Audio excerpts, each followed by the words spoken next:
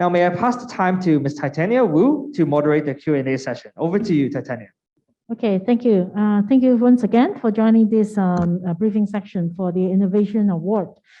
There are quite a few questions being put in the Slido. And so the very first one, maybe I can answer first, is it a pay award? And as we mentioned in the previous slides, this is the first year we launched the award, and then we will waive the application fee. So no fee will be included in this year application. So take this opportunity to submit your applications, okay? So another, yes. May be asking whether there is a prize money. Yeah. Oh, then we have to ask the government. Okay. Another question is, I'm a one-man band startup, okay? Can I still submit my innovative initiative? Is there special consideration to SMEs and startup? So maybe Sunny. So I'll answer this question. As long as you're a startup, you're welcome to submit. It's the content of your submission that counts. It's not the size of your organization. So you're welcome to join. And we do have criteria. The startup, by definition, has to be less than 5 years in operation, receiving less than 30 million US of funding, and that qualifies for it. So you are qualified. Yeah. Okay, so the next one will be, is there a requirement that innovation was launched within this year or within a certain period? So that, okay, this question is about whether there is any specific requirement that the innovative initiative has to be launched within this year or within a certain period. No, not particularly. Of course, by definition, it's probably something recent. If you can win with something that's 10 years old, congratulations. You know, I'm impressed, right? But I think something that you've recently done doesn't need to be the same year. Is an initiative. It may not need to be a company-wide initiative. It's just an initiative within your company or organization would do, right?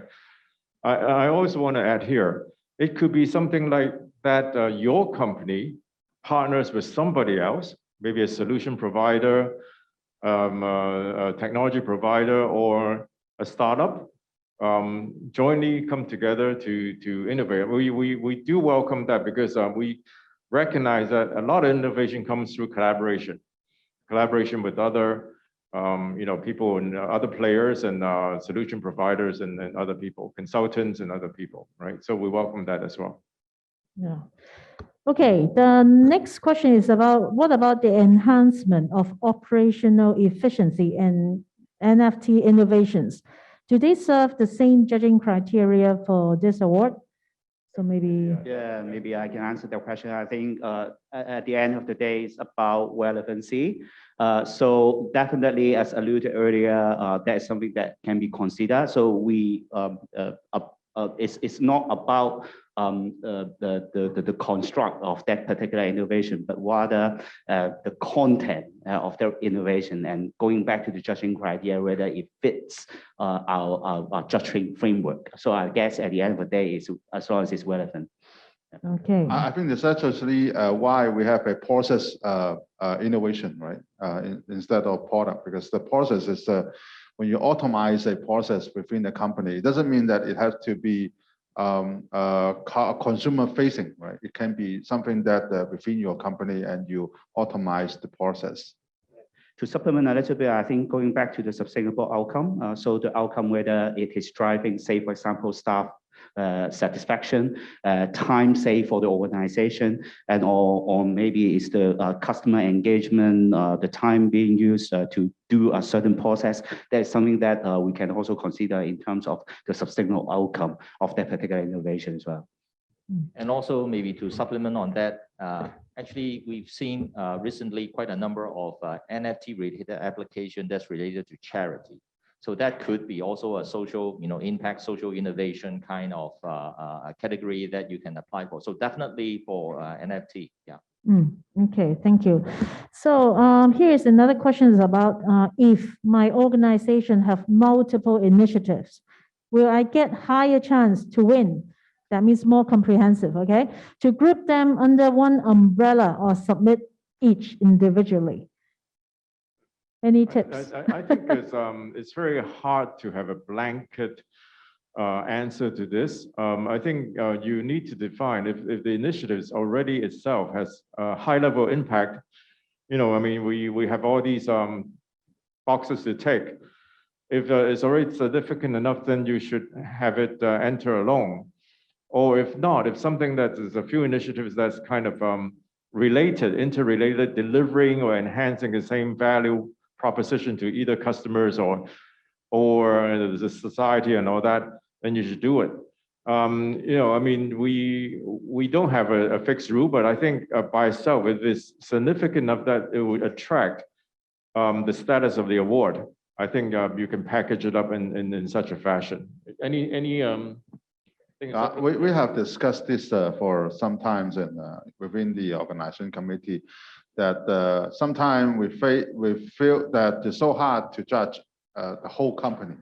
If you enter to the award and with the whole company, particularly if this company is a very large company, it's so hard for us to judge on a company performance, right? So we prefer that there's you putting a product or service part of the innovation part to entry to the award. But on the other hand, if you are Rising Star, entry, that your whole company is actually develop a very unique product. So a product also means your company, right? That will be much easier for the judge to give a good point to you. It's hard to distinguish that, but as Sunny said, but this is, as you can see that you need to really help the judge to understand why you are entering into that award and why you are enter into that scope. As you are helping the judge will be much easier to giving you a good point on that. Okay, so here's another question about, can you give us any examples or can you share any examples that in the driving innovation through building agility and resilience? So maybe any examples that you can share? I can't hear. Okay, so can you share any examples that about innovation that drive drive innovation through building agility and resilience?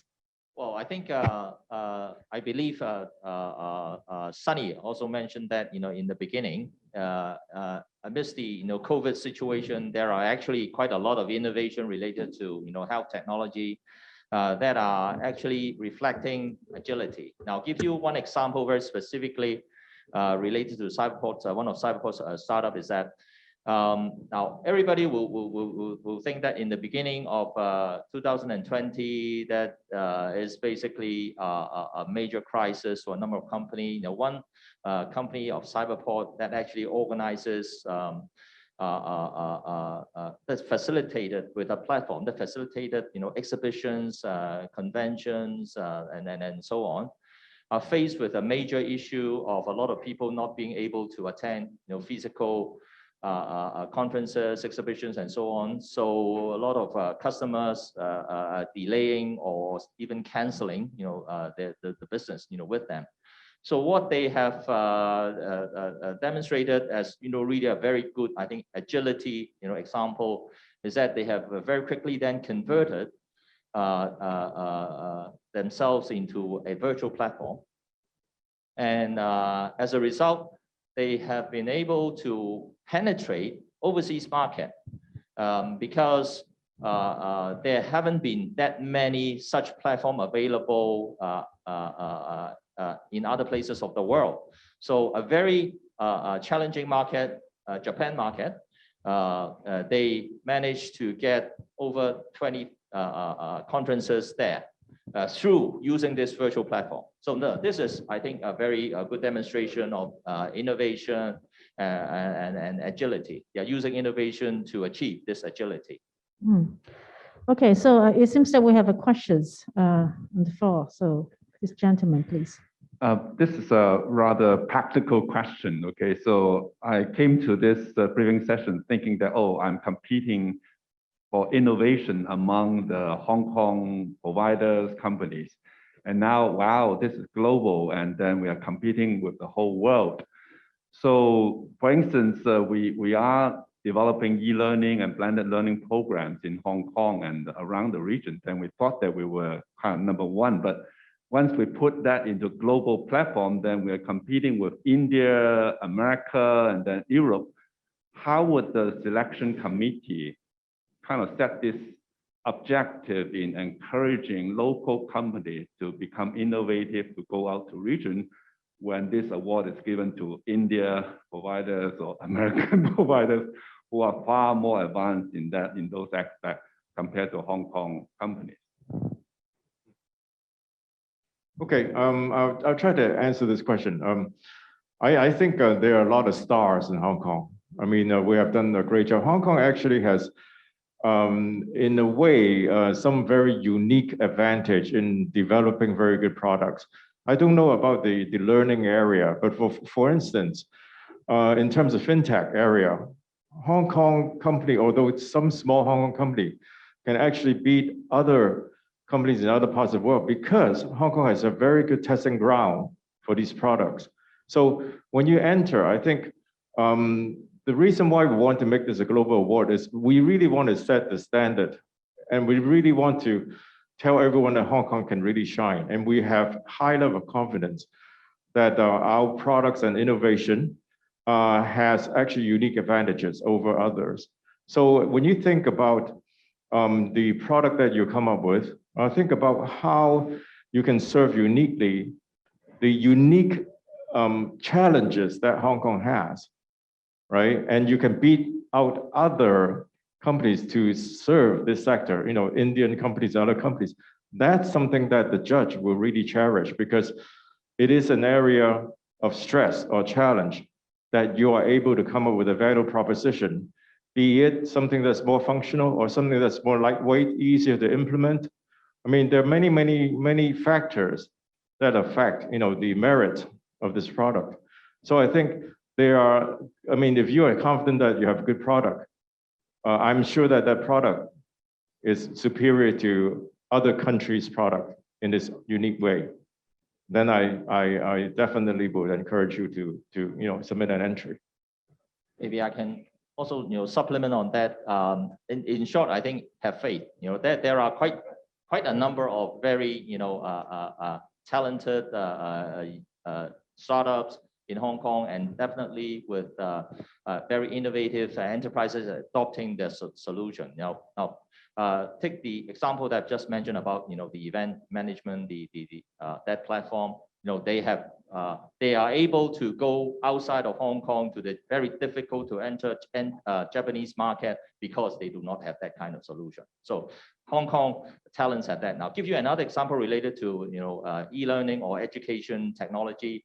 Hong Kong is, we also have a company within our community that uses a 5G augmented reality glass to facilitate, you know, learning.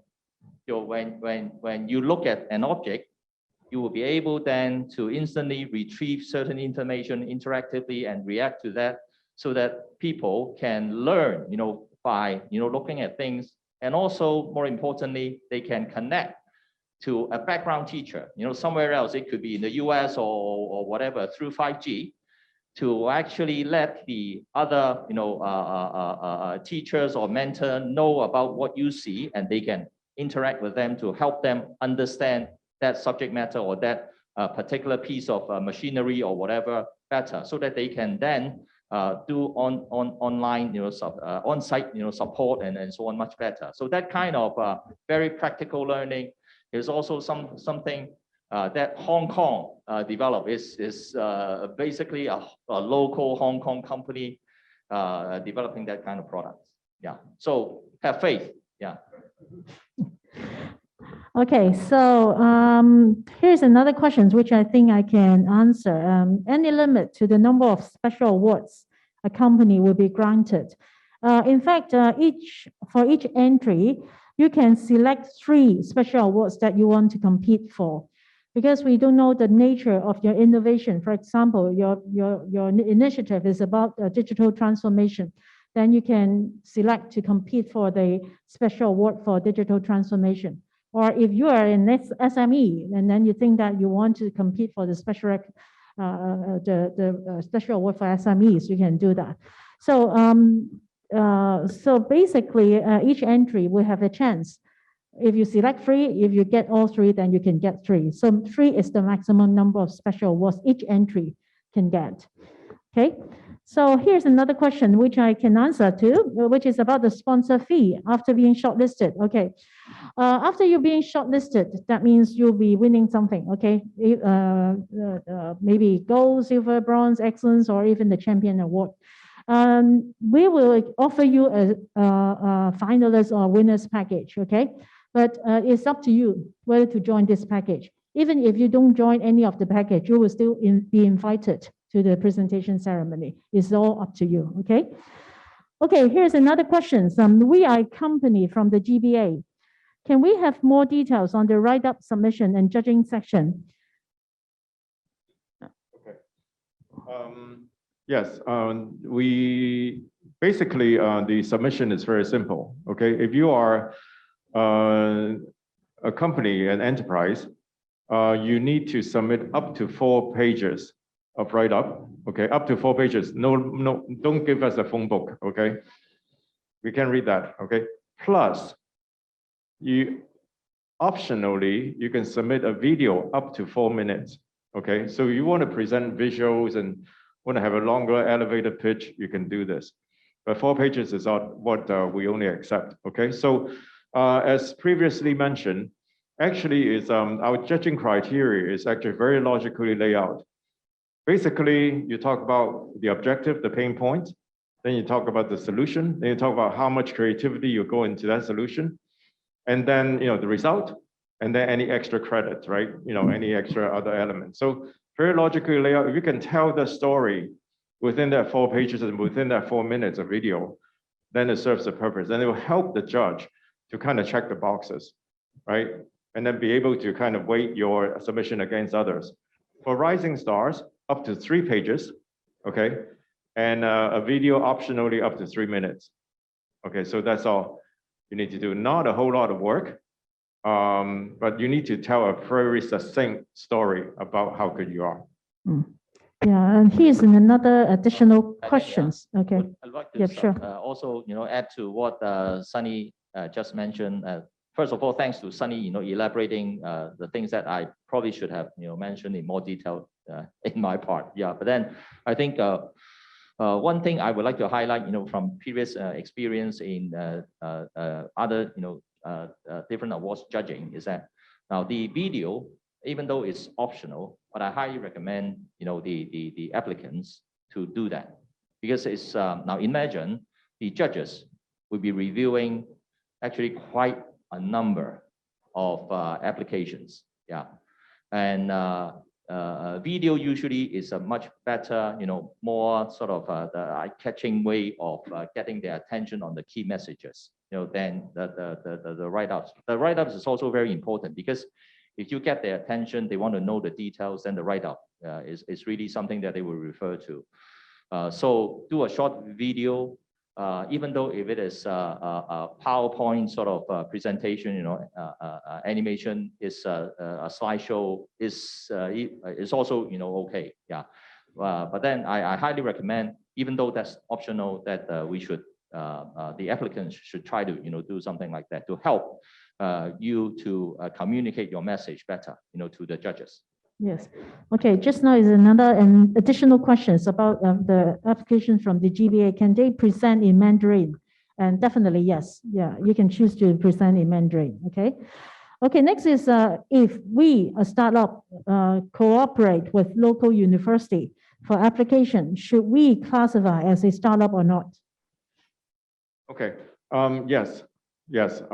Because the entity that is coming to this entry is a startup, right? Of course, I mentioned about the criteria, and you can cooperate with anyone, including university, right? As long as it's a cooperation, and then you are really driving this this initiative, then you're qualified to enter it as a startup. Okay, another questions related to startup. For startup, your requirement is within 5 years of operation, okay? And how about if I register my company in 2015 and then actually I start operations in 2019? Can I still be considered as a startup?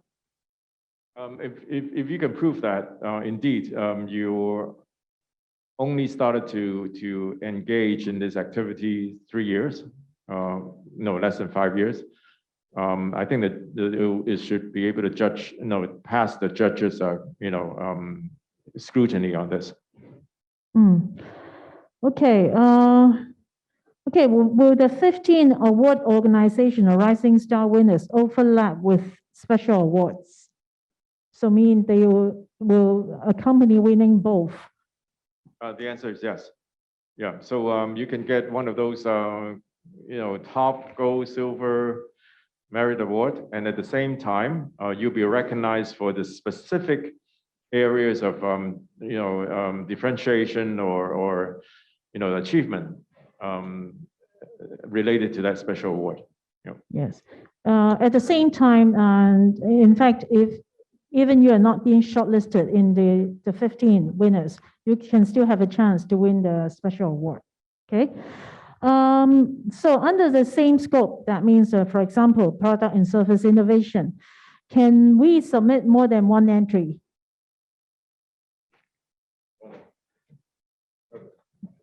Under the same category and a company.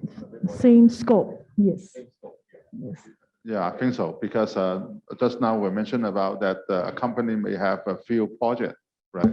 And you have the two of the project from the same company coming into the same scope is perfectly fine, especially for such a large organization. They do have more than two or sometimes three, but another, I think we refer on the previous question on that, because you can group that together to say, okay, this is this is the big initiative. It's fine, but you have to make your decision whether you want to group that into one or you're going to separate it into three, right? But it's necessary increasing your probability to win anyway. Yeah. Yes. Okay, so here's another question about startups. It seems that startup is very interested in this award. We are a startup and then still in the beginning stage, not yet even registered the company. Are we eligible to enter the Rising Star Awards category? So they are startup, but they not yet registered as a company. Okay. Well, we are really looking at the achievement, right? So if you have already done a lot, I really don't. If you don't have a company register, I don't know how you can conduct some of those businesses. So I mean, the two things kind of tie together. I think the chance of having this is low, but we'll take a look at it because it's, as mentioned in our criteria, there needs to be some demonstrable achievement coming out of that, right? I mean, the more we can see in terms of the result, the better off it is. So if you have not registered a company and you already can have those good stories to tell, and you can prove that those are indeed something that's happening, we'll be happy to take a look at it. I'll say one of the example, and I have that similar example in China, is that a guy who has been, research on battery for 20 years, then he want to enter into the competition, right, to implement this special battery. And that will be something that much closer, because he really have a good demo on the battery and also the functionality of the battery. But it's just that he just start the company and then just register the company. Didn't really have the business result coming from the battery, but then it's still an innovation. I would say I will encourage such company to join the award. But if you only have an idea just yesterday, all right, and then you think that this idea can work, entry into the award, I would say is less chance that you can win, because you only have an idea. That to take a long time for you to implement this idea into a business result. Yes, I think as mentioned by Jeff earlier, that we need to have that initiative being put in operations. So only idea is not good enough, right? Okay, Peter. I think I want to also add one point now. The deadline is 1st of December. So if you have an idea that you've been working on for some time, Do it now. that you really would like to, enter into this competition or this award, then please, go ahead. And Hong Kong is very easy in registering a company. Putting on this, So do that. So do it tonight. And also, I think it is for your own good, because if you really have a very good idea, like what Herbert mentioned, you've been sort of researching on this motor for over 20 years. You just happen to not have any company set up. It is important that you very quickly set this company up and file for patents and protect your IPs. Yeah, this is for your own good. So go ahead and really, establish that company, properly register it, and then, of course, get the recognition that you should from the award. Yeah. Yes. Okay, here are two questions, which is about the results part. Okay, the first one is, can you give any good recommendations on how to quantify or show measurements of sustained outcomes, benefits, and impact? Yeah, I guess previously we've mentioned that sustainable outcome could be in figures, could be in satisfaction, etc. So say, for example, if you are talking about you want to create a good customer experience, then potentially you will have maybe NPS score, net promoter score kind of benchmark and things like that to actually prove there's an improvement. For figures ones, probably you will actually can quantify the business opportunities that being brought in by that particular innovation. So potentially some proof to quantify that sustainable outcome that you've mentioned. Usually there's some kind of compromise, right? When you're talking about the sustainability, even on education, even on any platform, there might be a compromise in terms of the efficiency to the sustainability, right? I think that will be a good sign that you are actually, compromise that into something that protecting against the long-term benefit of even your company and also to the society. That will be a good sign on the sustainability there.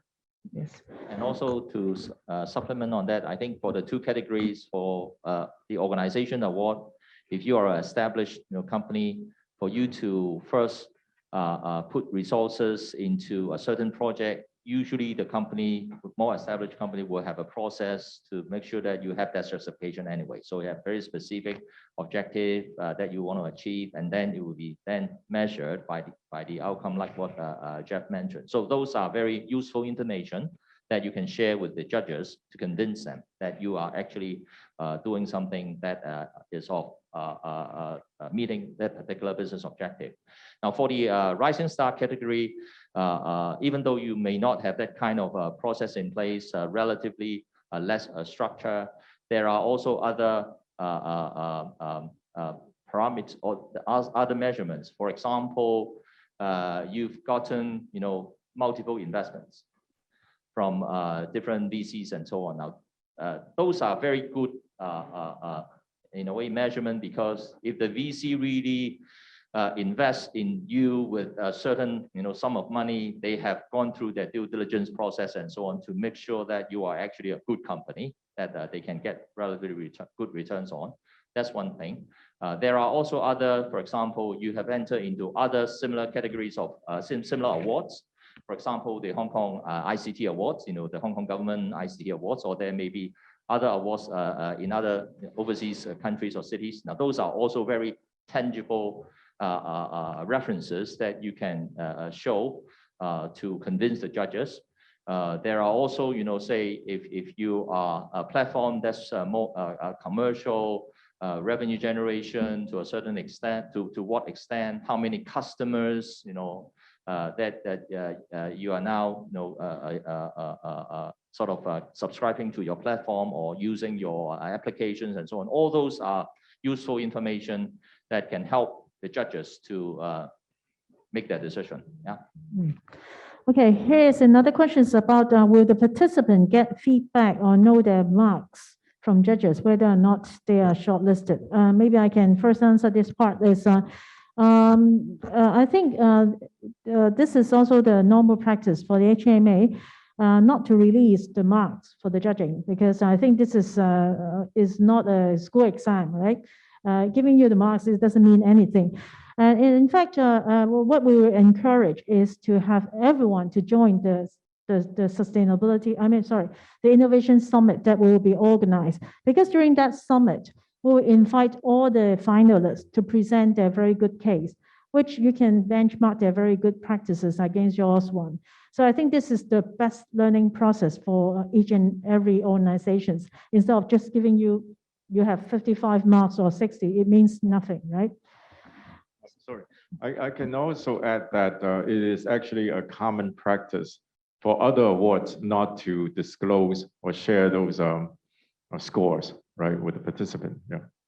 Okay. I don't know whether we have decided that in the organizing committee, but many times in the award, the judge in the final judging, usually we will discuss in a group, not necessarily the highest score. Sometimes, to get the award, they will talk to each other, and then making the final judgment with some statements on why are we think that is a better case, not just only based on the score. Of course, when you have a higher score, you have the advantage. Yeah.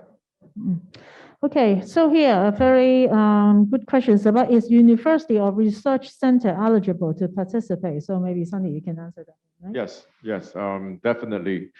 I'm sure university has very good research outcome, and then it definitely fits into those criteria that we talk about. So we do welcome universities to submit.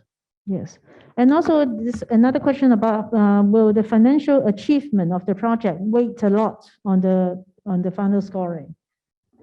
It is quantifiable, so it does have its weight, but I would not say that we only look at this as or overweight it a whole lot, because there are a lot of intangibles that's equally or sometimes more important than financial achievement. For instance, if you get very good customer satisfaction or superior, customer experience, I think strategically it will take your product very far beyond the financial impact. Plus, we also, as mentioned, look at social impact a whole lot. The social value is also should be looked at, as an important element. Okay. I think it's quite fair even for the investor. We're not looking for someone who can provide a very good revenue today. Actually, we are looking for someone who can providing a better revenue tomorrow. So we're actually looking into the business model innovation and altogether everything to find out which is the winner in 5 years later, right? Not a year today. So it's the same criteria that when we're looking into the award winner. Okay, so here is another question I think we have not yet discussed about, and could HKMA give us a certificate of participation after the competition? That means if they don't win, can we get a certificate of participation? We can, yeah. Why Chairman. not? Yeah, why not? Yeah. An innovative idea. Okay. So this one is about how to prove you are being an NGO or NPO. I think this one the secretary can answer you directly. In fact, the CR proof is good enough to prove that. Okay, so can you further elaborate on the first judging criteria? I think which is about the objective setting. So maybe Jeff, do you have some more points to highlight on that? I guess at the end of the day, as I've alluded earlier, it's about how you actually observe the external trend or customer behavior, etc., to actually lead into a potential pain points that you would like to solve for the organization, and then subsequently set the objectives as to how to overcome that particular pain point or achieve that organizational purpose. So I guess it's rather vague to a certain extent, but as long as you can actually articulate that in your submission, that would be very useful. Tips to add on, Jeff, on that is timing. Tell me why this is the best timing to doing this, because you can do everything at any time, but then if this is the best timing in this year or a particular time to doing that, it'll help us to know the urgency of what you're doing that as objective. So one thing to add, I just want to echo what's been said, is that we don't want a submission that is a solution looking for a problem, okay? We want you to talk about the problem first, the purpose, the objective, why are you doing this before you go search for a solution, right? So that's the essence of this part, right? Okay, so I think we have answered this question as are we required to submit multiple written submissions addressing the different scope of innovation? So it depends really on whether you put in different entries for different innovation that you have. If yes, and then you put in multiple entries, then you have to put in multiple written submissions. Okay, so here, any other prize other than the certificate or logo to use? I have a suggestion. Okay. It's along the line of what the OC chair mentioned just now of having a certificate for all applications. We should mint it and create an NFT for it, because this is something that is of value. This is the first time that Hong Kong HKMA has this innovation award. Yeah. So we want to also attract more applications. So why don't we do that, so that we can then have more value proposition for the application? Ah, yes, yes. Maybe it worth $1 billion 10 years later. Okay. Okay, we'll work on that. Okay, the last questions. How will you, are you going to promote the award outside of Hong Kong? How are you going to promote the award outside of Hong Kong? Okay, so definitely we will promote this award not just in Hong Kong, as we mentioned. This is not just for Hong Kong. So in China, in fact, we also have a partner in China. And then they are also running a different innovation award, and then they will also promote the award through their channel. And then regionally, in fact, the association is also a member of the Asian Association of Management Organizations. In fact, there are many organizations like HKMA around the region. And then we are a very core member of this association, and we'll also promote this through these different kinds of network. And also definitely with all our organizing committee members and also a panel of judges and also a supporting organizations and also a sponsor, we'll promote this award through different channels to not just Hong Kong. Okay. Okay, so we overrun a bit, but I think this is meaningful. So thank you once again for everyone for attending this briefing section. And thank you once again, Sunny, Jeff, Herbert, and Peter, for a very detailed explanation of the award. And we really look forward to your participation in this award. Thank you. Thank you.